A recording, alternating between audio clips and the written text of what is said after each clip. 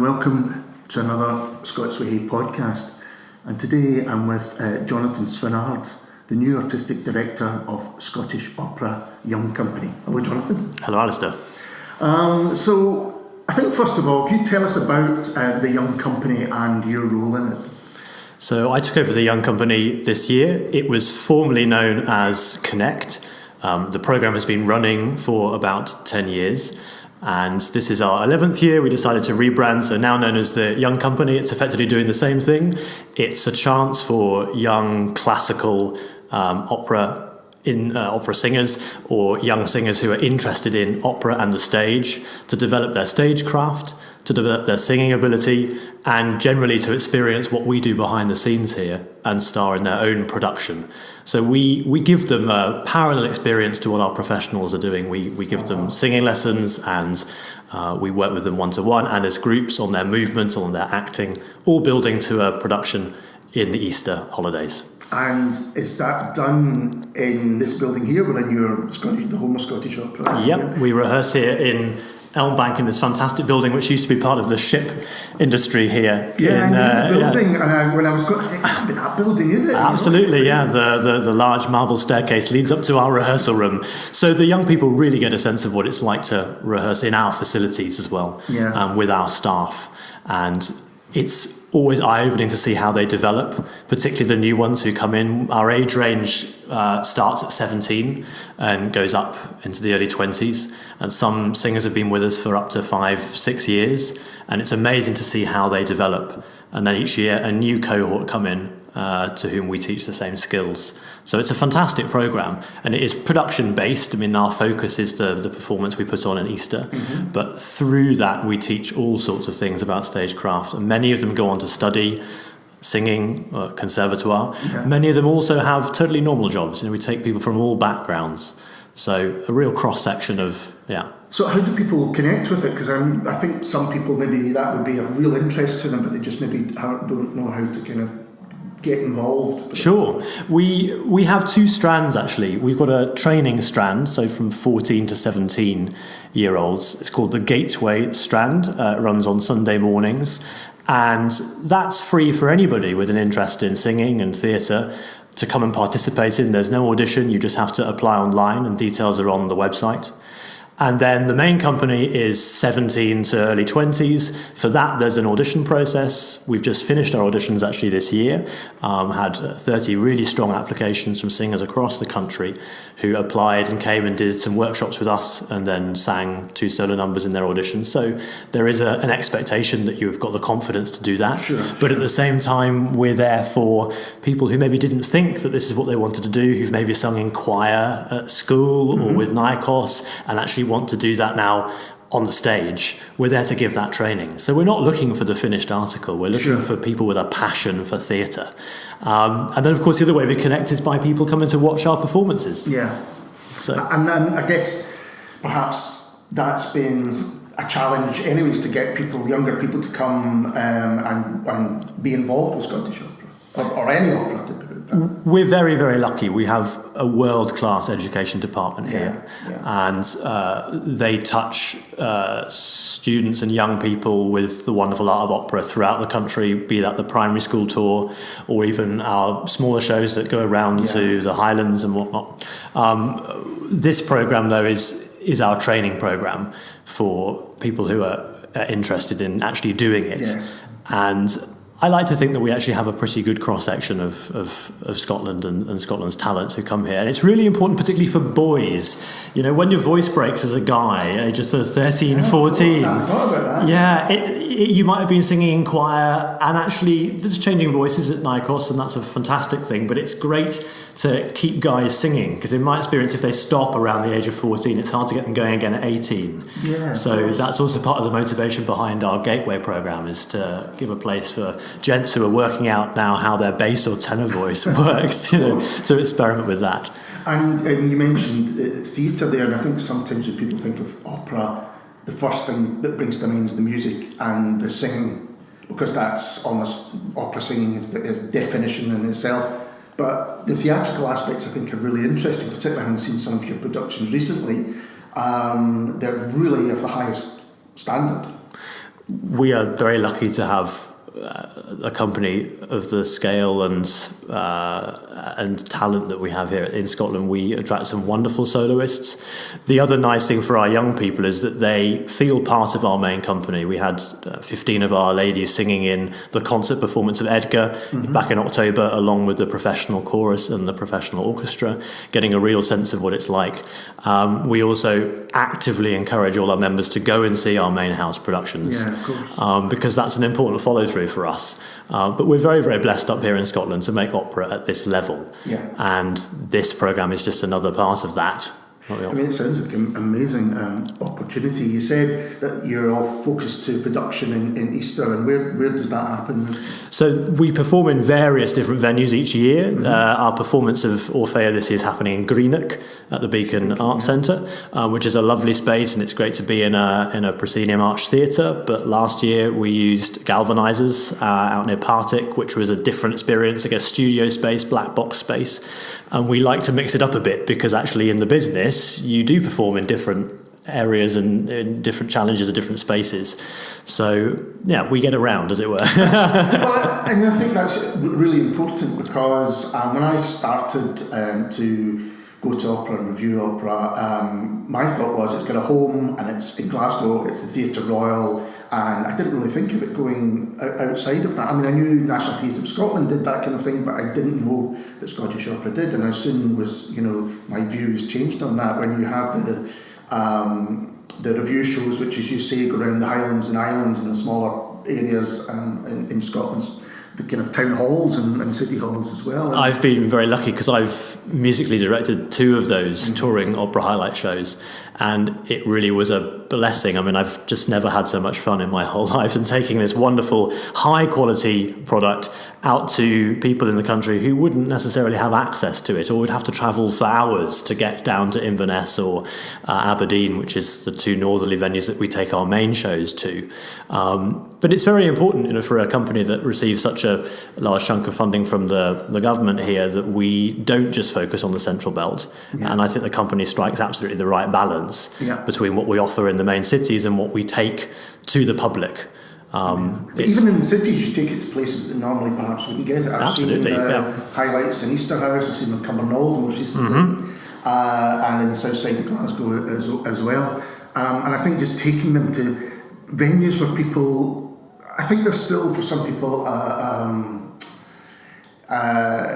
they've got to overcome going into a big proscenium arch theatre. Absolutely. There's a sort of mystique about it. Yeah. It's not dissimilar to the feeling, if you haven't been raised going to church, of stepping into a building like that. You're not sure what the customs are. You're not sure whether you belong there. We're trying our absolute hardest to fight those barriers down, because the theatre is for everyone. Yeah. And just because a lot of the pieces we're doing were written hundreds of years ago doesn't mean they're not relevant now. If anything, we discover every time we work on a piece how relevant theatre is and how relevant opera still is. Well, what I would say that the reaction in the rooms for the highlights tour is that people are blown away by the people on stage, because it's the highest quality of singing and playing and all of that stuff. But also you can see the recognition of pieces that perhaps people don't think of even as opera pieces. They just think of them as pieces of popular music and go, oh, I remember that was in that film, or that was a part of that, something like that. And it really does, I think, bring in new audiences. And so true. And the other thing about the highlights tour specifically is that experience of being up close with the singers. Because actually in a big theatre, exactly, you can see it's impressive, but when you're very, very close in a small space to an opera singer, you realise actually what an amazing physical achievement, almost a miracle it is, that these vocal cords that are about the size of 20 pence piece can create a sound that can fill a huge auditorium. Oh, that's so true. I've seen people sitting in the front row. Yes, that's right. Looking like the hairdryers. So, talk a little bit about your role in this now. I mean, what is it that you are doing? It sounds like a lot going on to look after. The job comes in different sorts of categories. I mean, basically, our young company work is run over 10 weekends between September to April. So they come once every fortnight or so, and they run Friday to Sunday. Those are workshops, rehearsals. I can be doing anything from playing drama games with them to setting them tasks, historical tasks to rehearse, to understand the pieces that we're doing, or just simply doing musical rehearsal or working with the director. Then behind the scenes, myself and the head of education, Jane Davison, work on the overall strategy for the company, on our future repertoire. I said we've just completed our audition process, so there's a whole other artistic planning side of the job, which I also really, really enjoy. So I'm very lucky to be doing it. And I feel that especially this week, seeing now, just 6 days before our first opening night, how far the young company members this year have come with this production. And I just said to the pianist upstairs, actually, it's so nice after rehearsing for 6 months and being banging on about the same musical thing and saying that we must do it this way, trust me, to actually feel they've really taken those notes on board. And I feel like a conductor, I can let go, I can let them perform now because it's so well rehearsed. And that's a really wonderful feeling, because often in this business we have very short rehearsal times, but this is a nice, long process which allows the young people time to grow. It's almost like doing a couple of like a theatre degree almost. You're giving them that length of time. If they were doing this at the conservatoire, as you said, 6 months is just about as long as you could get almost for a year. Absolutely. And the gaps between the weekends are as important as the weekends themselves, because things percolate. Sure. We were also lucky to have a wonderful vocal teacher, Pat McMahon, working with us, who comes in and works with the singers one-to-one.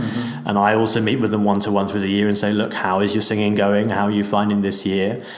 Because although they form a wonderful chorus, I'm aware there are individual talents and individual needs and desires, and it's been interesting getting to know what they all want to do.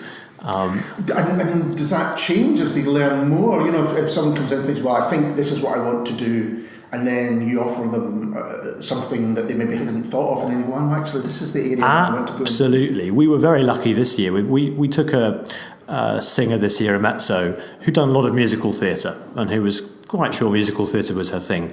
But we heard her voice at audition and thought, wow, that is a real interesting instrument, potentially very talented for opera, for classical singing. She had a first couple of weekends with us and then was encouraged by our teacher, Pat, to apply for conservatoire to study classical singing, something she had not thought herself capable of. And she's got a place to go and study at one of the UK's major conservatoires from next year. And it's just nice to know that you've made a difference. When someone's reached a crossroads in what they think they want to do, you've just shown them another direction that they're capable of. I think that kind of shows exactly what I tried to say to people, is that if you think opera's not for you, there might be all reasons that you think that, some kind of prejudices that you believe, well, it's for those people over there, not for me. And actually when you go and you see them, and what sounds like what's happened there is someone who said, well, I can do this is my thing, I can't go that next step. Well, why not? I mean, you know, absolutely. If it's for you, you'll find something that will suit you. It's all theatre. You know, next year we're doing sometimes Merrily We Roll Along, so musical theatre, but Sondheim for me very much exists on this cusp where you can perform it classically and you can sing it operatically almost, or you can sing it in a poppy, more musical theatre style. At the end of the day, it's all still theatre, and the skills that we teach are the same, whatever the repertoire is. So, yeah, I think it's very important not to pigeonhole the art form, because it's so varied, and actually asking someone to define opera is an incredibly difficult thing to do. Yes, I think that's right. And I think, for instance, just in the last year, I saw Pagliacci in Paisley. Absolutely. Which was incredible production, and really was for everyone, and was almost like a community-aimed piece, because I know there was people from the community involved in it. And then you've also got your bigger productions like Eugenia Onegin and recently Katja Kapanova? Kabanova. Or Karbanova, depending on what your Czech coach says. Yeah? My Czech's not so good. That's all right, we'll forgive you, Alistair. It was an astonishing production. A wonderful production, yeah. But then I also noticed that you've got in Edinburgh this year, you've got the Foxtrot set up, which is literally the kids getting the kids as young as possible. Yeah. I don't know if you've been involved in that, but I'm trying to think, what did that involve? I haven't been involved in Foxtrot, but I'm lucky to be friends with a composer who also wrote Bambino, our wonderfully successful baby opera. Yes.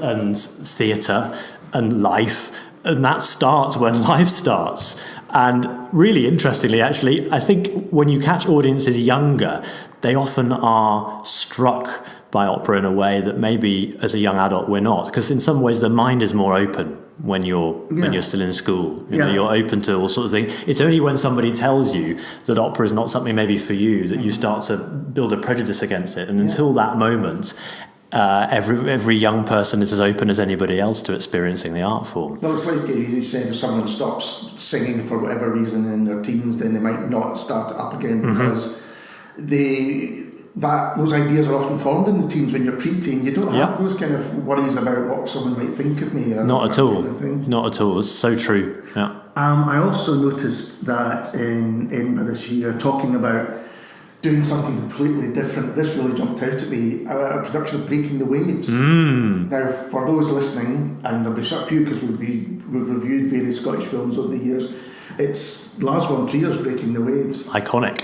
It's iconic. I just can't wait to see it. Totally iconic. Yeah, the score is very exciting. It's just arrived in our library, and I think it's going to be quite something. But I can't say much about it. No, I understand that. It is on your website. It is on the website. Yes, it's okay. You'll find to announce it. And that's at Edinburgh That's right. That's at the festival. Yeah. So, in terms of Young Company, once the next production is done, what's your plans going forward? Very good question. We finish at the end of this week because exams get in the way for many of our young members. So Easter is our performance time, and then we effectively have 4 months off. But behind the scenes, I'm beavering away, looking at the next score, working out how we're going to do it, meeting with the head of education, talking about teams, and then getting together eventually with whoever's going to direct it and design it to discuss how we might achieve this piece. The Sondheim Merrily is a wonderful, exciting piece of theatre. It's about young people, it's about aspirations. And for those of you that don't know Merrily, the big conceit is that you meet the characters at the high point of their success in their 30s, and as the story runs, they get younger, and you go back in time. And you end at the end of the piece with the main characters about the age of the group we have here. And it's basically about the hopes and dreams of young people, and I can't think of a more appropriate piece for a group of young artists to do than our lot upstairs. So we're looking forward to tackling that. Well, I'm excited about that, just hearing it. That sounds amazing. Jonathon, thank you so much for taking time out of your busy day to talk to us. It's a real pleasure. A total pleasure. Thanks so much for having me. And we'll be back soon with somebody completely different. Cheers.